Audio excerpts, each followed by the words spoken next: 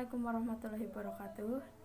Perkenalkan, nama saya Widyaningsih dari Prodi Hubungan Internasional semester 4. Di video kali ini saya akan mempresentasikan tentang industri transportasi dunia di tengah pandemi COVID-19. Kita masuk ke latar belakang. Berbicara tentang globalisasi sendiri, globalisasi banyak membawa dampak positif, di antaranya komunikasi yang lebih canggih, transportasi yang lebih cepat, dan sebagainya. Akan tetapi, globalisasi juga memiliki dampak yang negatif pula. Berbicara tentang dampak positif dari globalisasi itu sendiri, adanya transportasi yang lebih cepat. Apa sih transportasi itu? Transportasi merupakan pemindahan manusia atau barang dari satu tempat ke tempat yang lainnya dengan menggunakan sebuah alat yang bisa digerakkan oleh manusia ataupun mesin, yang bertujuan untuk memudahkan manusia dalam melakukan aktivitasnya sehari-hari. Berbicara tentang sektor transportasi itu sendiri merupakan salah satu sektor yang berpengaruh terhadap perekonomian negara. Akan tetapi di tengah pandemi COVID-19 ini, sektor transportasi memiliki dampak yang cukup besar akibat pandemi ini, sehingga mengakibatkan penurunan perekonomian negara. Adapun sektor lain yang bergantung pada kelancaran arus transportasi sendiri seperti sektor pariwisata, sektor perdagangan, kerjasama luar negeri, ekspor impor. Oleh karena itu, penurunan pendapatan pun tidak hanya terjadi di sektor transportasinya sendiri, tetapi juga sektor-sektor yang bergantung pada kelancaran arus transportasi tersebut. Kita masuk ke pengaruh pandemi COVID-19 terhadap industri transportasi. Penyebaran virus corona atau COVID-19 ini mengakibatkan banyak negara yang berdampak mengalami kesulitan. Pandemi COVID-19 ini berdampak di berbagai sektor di dunia, salah satunya yaitu sektor jasa transportasi, di mana pandemi COVID-19 ini menekan di sektor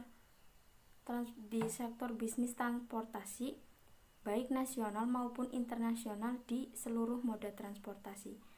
Sektor transportasi sendiri merupakan salah satu sektor yang paling terdepan. Akan tetapi di tengah pandemi COVID-19 ini, sektor transportasi bisa dikatakan salah satu sektor yang terhempas akibat COVID-19, sehingga menyebabkan banyak negara yang berdampak memilih menghentikan atau mengurangi arus transportasi guna memutus penyebaran virus corona.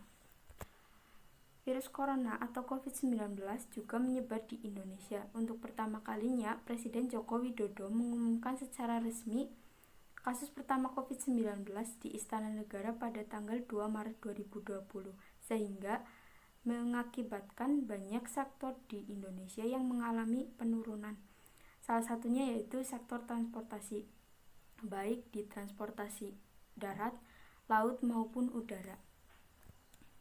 Dampak pandemi COVID-19 di Indonesia sendiri, pemerintah banyak mengeluarkan kebijakan seperti PSBB, social distancing, physical distancing, belajar dari rumah, bekerja dari rumah melalui online, sehingga mengakibatkan penurunan pendapatan di sektor transportasi sendiri karena berkaitan langsung dengan mobilitas masyarakat.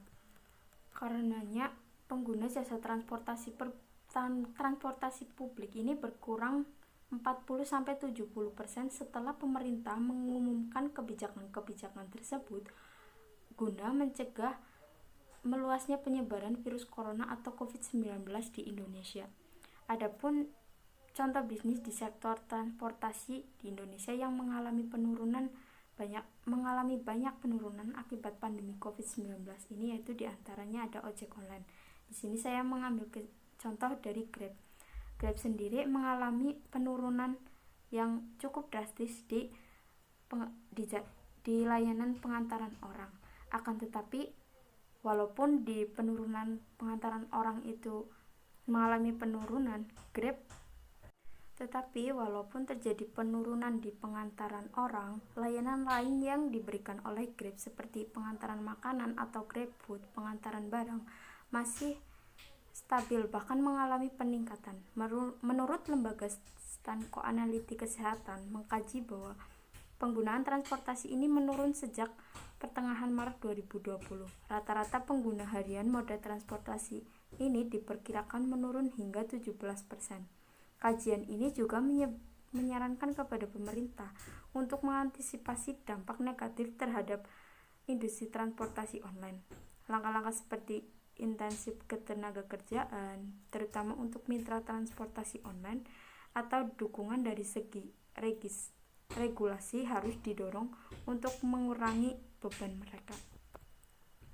Dampak terhadap perusahaan Grab sendiri mengalami kerugian, namun tidak yang begitu drastis karena banyak inovasi baru seperti layanan Grab Fresh, Grab Mart. Hal ini juga berdampak langsung dengan driver Grab-nya sendiri di Indonesia karena Grab merubah skema bonus atau intensif bagi mitranya sehingga para pengemudi Grab mengalami penurunan pendapatan akibat menurunnya orderan. Oke, selanjutnya ada upaya pemulihan industri transportasi di tengah pandemi COVID-19. Berikut ini cara yang dilakukan di berbagai negara dalam layanan transportasi di tengah pandemi COVID-19 ini. Yang pertama ada di Washington, Amerika Serikat, yang dimana menerapkan jam normal, akan tetapi ada hari tertentu yang berbeda layanannya. Seperti di Montreal hari Senin sampai Jumat itu kereta berjalan 12 menit di setiap jalur sepanjang jalan. Akan tetapi di hari Minggu kereta akan beroperasi selama sekitar 15 menit di setiap jalur dengan layanan dari jam 8 pagi hingga 11 malam yang disebut layanan minggu normal. Penerapan ini tetap dengan melakukan protokol kesehatan seperti dilakukannya penyemprotan disinfektan di setiap kendaraan, bus ataupun taksi. Yang kedua ada di Jerman. Jerman sendiri transportasi publik tidak mengubah jadwal yang terkait dengan pandemi COVID-19. Ya, salah satu upaya dari perusahaan taksi di Jerman ini dengan menyediakan diskon tinggi untuk penumpang yang memiliki kartu pas per bulan dan angkutan umum per tahun. Hal ini dilakukan karena jumlah penumpang dari taksi sendiri mengalami penurunan hingga 40% akibat pandemi COVID-19 ini. Pemerintah di Jerman sendiri menerapkan aturan kereta jarak jauh harus disinfektan setiap 2 jam sekali dan penumpang dilarang masuk lewat pintu depan serta penumpang dilarang duduk di belakang pengemudi. Yang ketiga ada di Madrid, Spanyol, yaitu tidak mengubah jadwal yang terkait dengan pandemi COVID-19. Yang keempat ada di Italia. Pemerintah Italia menutup seluruh transportasi ke luar negeri dan menghentikan kereta api jarak jauh. Akan tetapi untuk transportasi umum dalam kota tetap berjalan dengan batas-batas tertentu. Selanjutnya ada kebijakan transportasi yang tepat di masa pandemi COVID-19 ini di Indonesia. Salah satu kebijakan transportasi yang coba diterapkan pemerintah terkait COVID-19 ini adalah pembatasan pelayanan angkutan umum, meskipun akhirnya dikecam banyak pihak karena dianggap mengakibatkan penumpukan di beberapa halte dan stasiun dan meningkatkan resiko penularan COVID-19. Terdapat 4 jenis kebijakan transportasi yang bisa dilakukan pemerintah. Yang pertama ada terkait pembatasan pada angkutan umum penumpang dalam kota.